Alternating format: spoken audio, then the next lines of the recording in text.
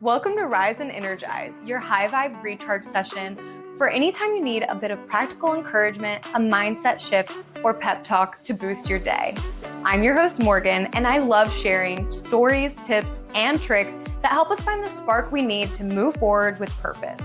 Whether you're working on your career, your health, or your relationships, this show helps you stop overthinking and start stepping into the version of yourself you know you're capable of being. Let's get into it. Hello. Welcome to another episode of the podcast. I'm so glad you're here.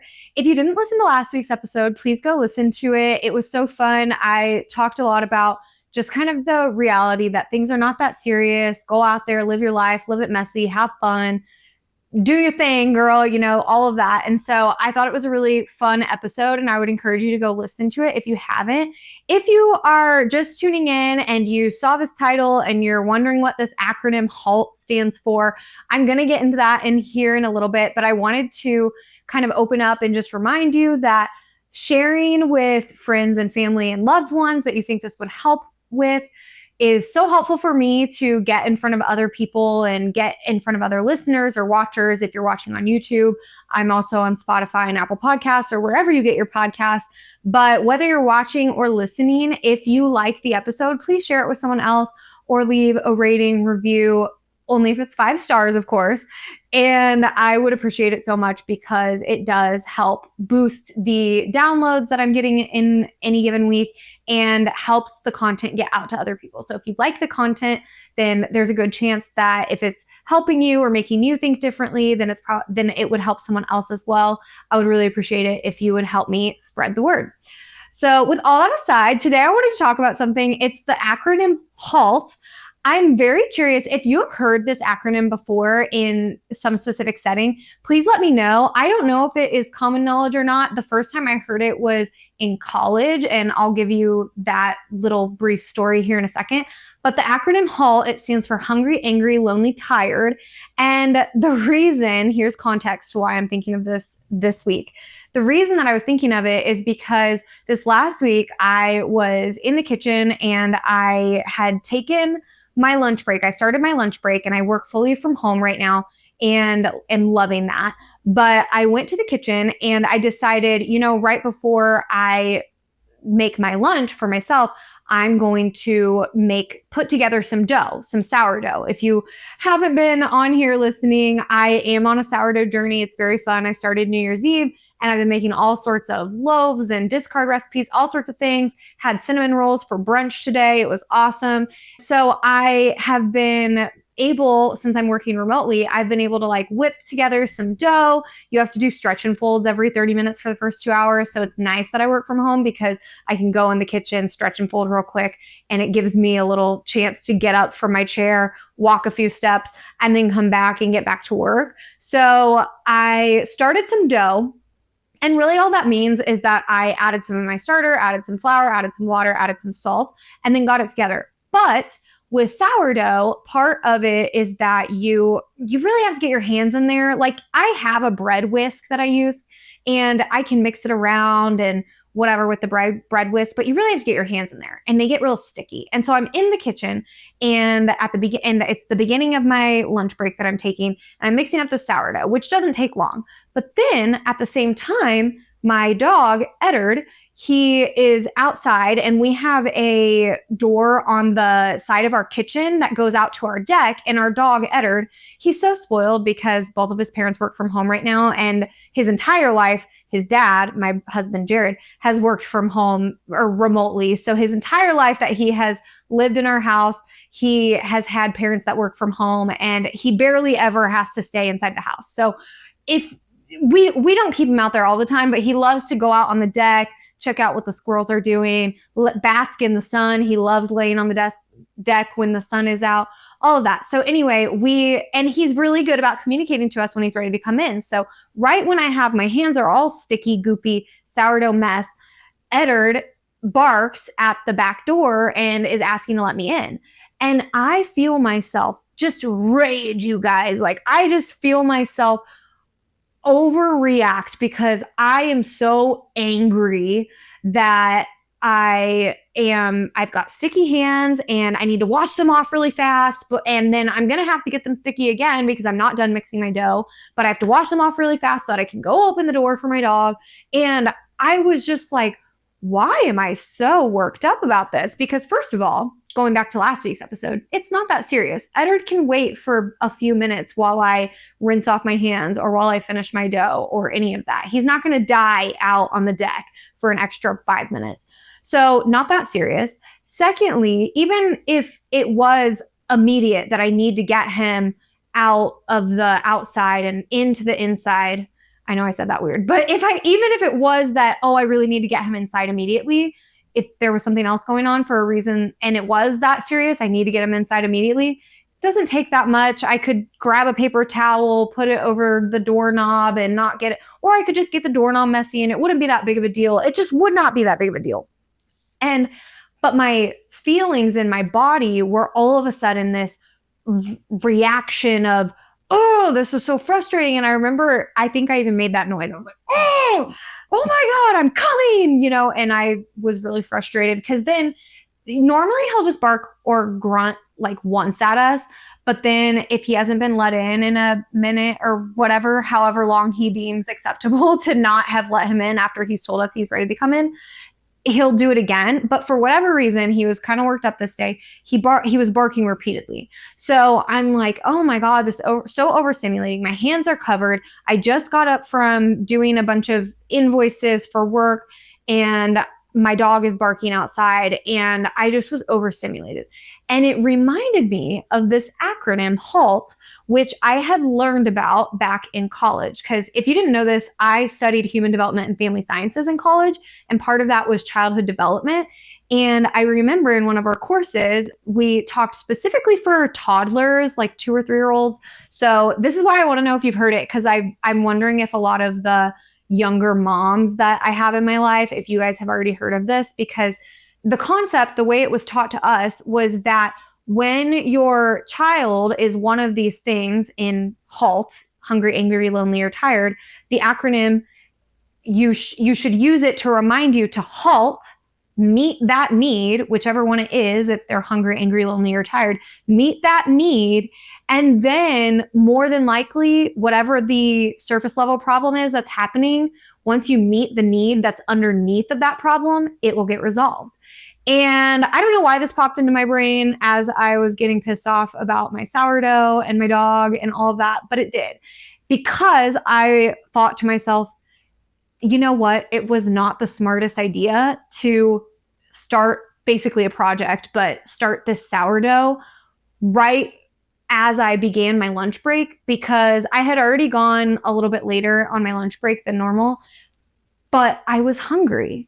I realized that my overreaction was definitely because I was hungry. I was hangry. And I don't always notice this, so I'm taking this as progress. But there will be times where I'm really snippy or something with Jared, and he's like, it's okay, babe, we're going to eat lunch soon. And then I realize, oh God, I'm hungry. That's why I'm being mean. But in this moment, I halted, I stopped, and I thought, why am I making this noise? Why am I so frustrated? Why is there this anger in my chest? You guys know what I'm talking about, right? Like when it just boils up and then it's in your chest and you're like, I'm pissed off. And I realized I really just think it was because I was hungry. So I stopped what I was doing. I, of course, let my dog in. I wasn't going to strain him out there. And then I said, you know what? I need to pause on this sourdough and make myself something to eat. And I felt so much better just 5 to 10 minutes later after I started eating. And it was just a good reminder to me that sometimes we think that we're so frustrated because here's what I was doing, you guys. In my brain, I was already going, oh my God, Jared's the one that let Edward out, and now I have to let him in, and Jared's never around whenever Edward has to be let in. He wants to let him out all the time, but he doesn't want to let him in all the time.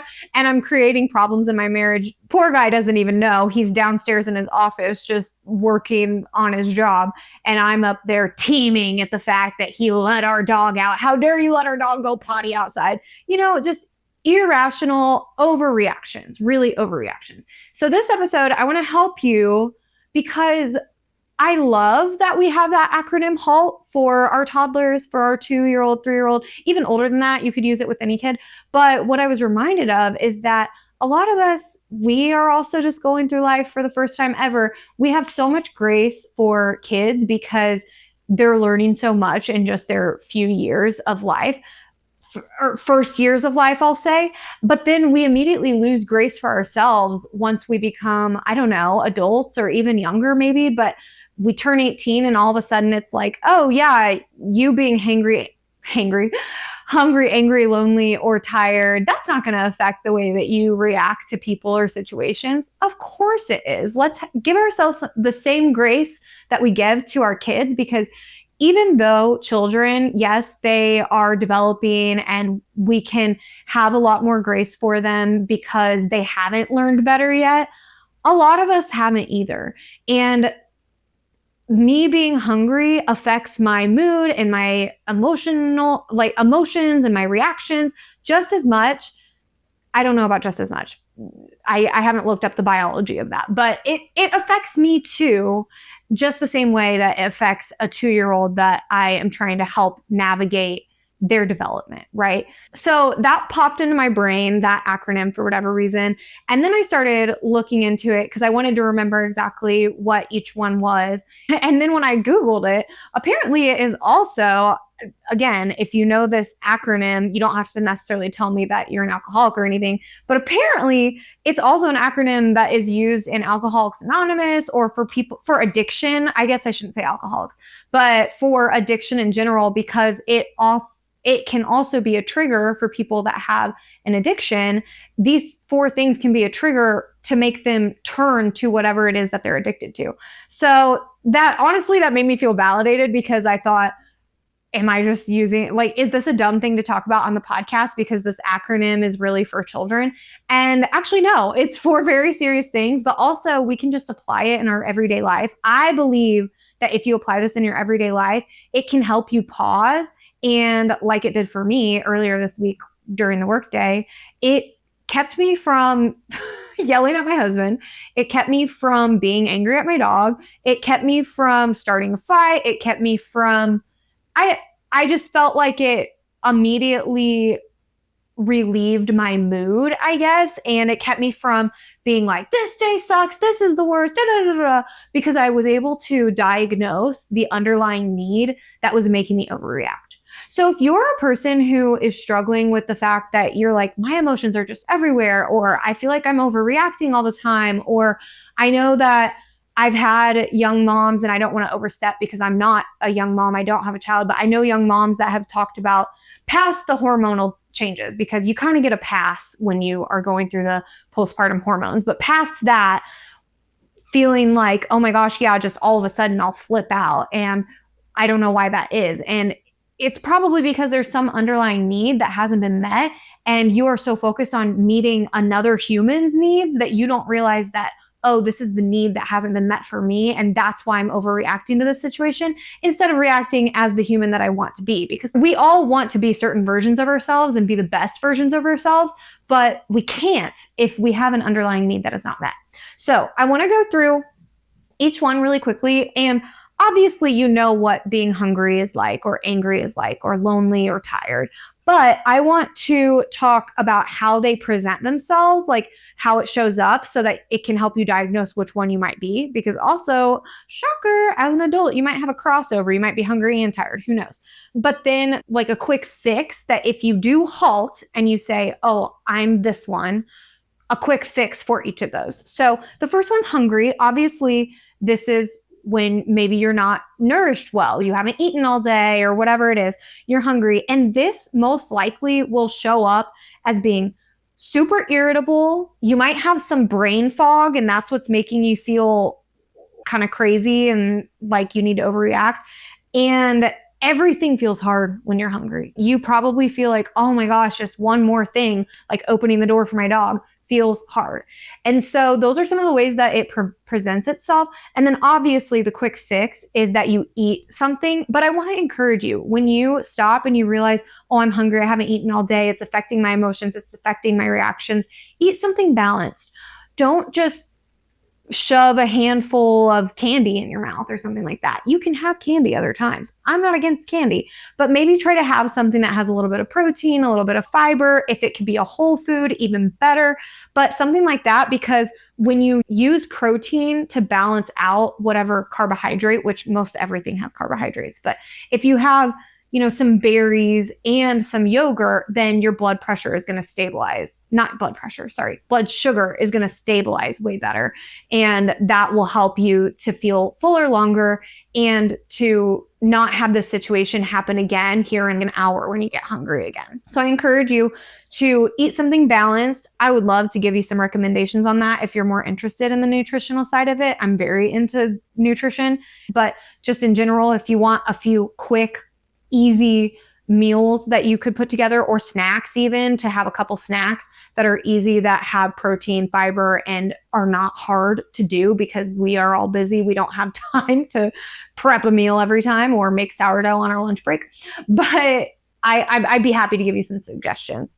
So that's hungry. Angry shows up as being impatient, passive aggressive, or super resentful. And I want to hone in on that resentful piece, because if there is something that you have been building up, it can become a trigger really quickly. So say that you walk into the kitchen and you're not hungry, you're not lonely, and you're not tired, but you see that the dishes that you've asked whoever in your household to wash 1 bazillion times, and you have this crazy overreaction where you're yelling and maybe you're slamming something, and I don't know, you go off.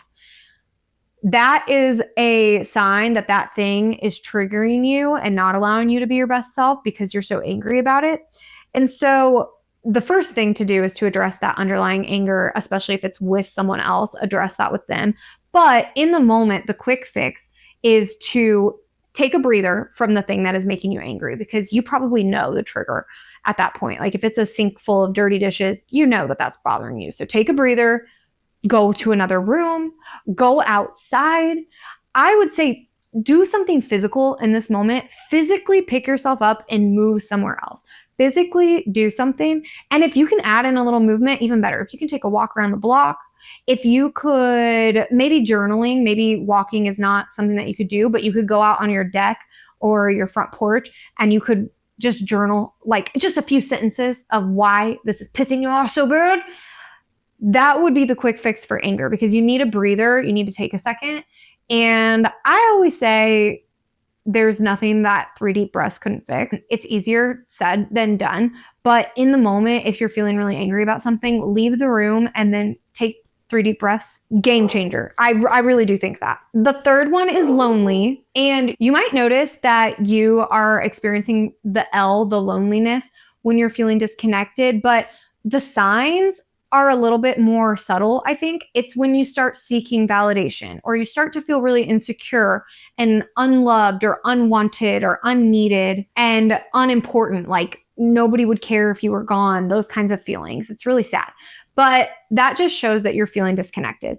And sometimes when you're feeling disconnected, your brain creates problems with people in your head that you're feeling disconnected from, rather than getting closer to them. It's this weird thing where you're doing the opposite of what will actually fix the problem that you're doing, because you're feeling lonely, so you're feeling insecure. And really what your brain needs is for you to connect with that person rather than create problems in your head with them and think, oh, well, they haven't reached out because of this, or you know what I mean, when you create problems with people that don't exist. So the quick fix for this, obviously reach out to somebody. But if you don't feel like you can reach out to somebody, my first thing is get off of your phone. Your phone is creating fake connection for you. And that's okay sometimes. But if you are overreacting because you're feeling lonely and disconnected, get off your phone is the first step. And then if you can, go somewhere where there are people. If you can't reach out to your sister or your best friend or your husband or whomever, or someone that you live in the house with, and tell them, hey, I just really need some quality time. I really need to be around somebody right now. I need to be social. If you can't do that, go to Target, go to a store, go somewhere where there are people around, go to the park, go somewhere where you can be around other people, and maybe you can start a conversation and you can just feel a little bit less lonely. And then the T is tired. So when we're tired, everything feels like drama. Everything is the worst thing that's ever happened. Everything is out to get you. It's just drama, right? And it's emotional and it's overwhelming. And I know this one because ever since I was a little kid, I have a hole in my heart. I was born with a hole in my heart, and I used to sleep so much as a baby and kid. And honestly, I still, as an adult, it's a joke with some of my friends that, oh, Morgan's got to get her 8 hours, because I really, really, really try not to let myself have a night where I don't sleep 8 hours, because everything really is drama with me if I don't. I'm so emotional. I'm rubbing my eyes like I'm a 2-year-old and I'm going off on somebody, or I'm crying, and it's all overreaction. And really, I'm just tired. So the big thing that I want to point out with, if you know you're tired and you can't necessarily fix it right there because you're at work and you can't just go take a nap, which maybe you can, if you've got a sick day, just say, I'm not feeling well, go home, sleep, girl, take a nap. Totally okay if you got some time that you can use. But maybe you're not somewhere where you can take a nap. First of all, don't make any decisions in this state. Do not make even small decisions. Definitely don't quit your job or something like that. But also don't text somebody that you're angry with. Don't yell at someone that's in the room with you. Don't online shop at this point. You are not in a good state, and you should not make decisions. My sister always says something that I love, and it's that thoughts after 9 p.m. aren't real thoughts. And really, it's because our brain is in that tired, sleepy, shut-off mode. And there are all these thoughts that we have that we're sure are 100% true, but then you wake up in the next morning, you're fully rested and your brain is normal, and you're like, oh, that was a crazy thought. That actually definitely is not true. So if you can't do that, first, don't make any major decisions. Don't trust your thoughts, honestly. And then if you can, take a nap. If you can't take a nap, make a plan for going to bed early tonight. If that is communicating to your roommate or your husband or whoever you live with, your partner, texting them and saying, hey, I really need to go to bed at 9 p.m. tonight, do it. Communicate it. Or if you live alone, make a plan to plug your phone in across the room so that you don't stay up till 2 a.m. scrolling on TikTok or Instagram or wherever you scroll. Make a plan right now. Your plan might even be, okay, if I want to go to bed at 9 p.m., work backwards from that. I need the kids to be in bed by 8 p.m. I need dinner to be done at 7 p.m. I need whatever it is, work backward from that so that you can make a plan and then you can follow through with it, because you're going to be so much happier and you're going to be in a way better place to make decisions in the morning when you're well rested. Or maybe in the morning, an hour after you've woken up, because you're well rested and you've had your cup of coffee. So those are the HALT. Obviously, the acronym spells HALT. And the reason is because HALT helps you to respond to the need and meet the need rather than react to the situation that is not the actual issue. So I hope that this is helpful for you. I know for me, the reason I wanted to bring it up is because it was something that I experienced this last week. And I was thinking about, when I share on these episodes, I like to share things that are actually happening in my life that are either making it better or something that went not great. Like, for instance, me freaking out about sourdough and my dog and being hungry, so that I can share with you how you can utilize something in those same moments, because they're just moments that we all have. We're all human. And my hope for this episode was just that it would give you one more tool in your toolbox that you could use to help you, so that you're not allowing your relationships, your job, your house, your whatever, your kids to be affected by the fact that you're literally just hungry, angry, lonely, or tired. And give yourself some grace, girl, because being hungry, angry, lonely, or tired is not fun for anybody.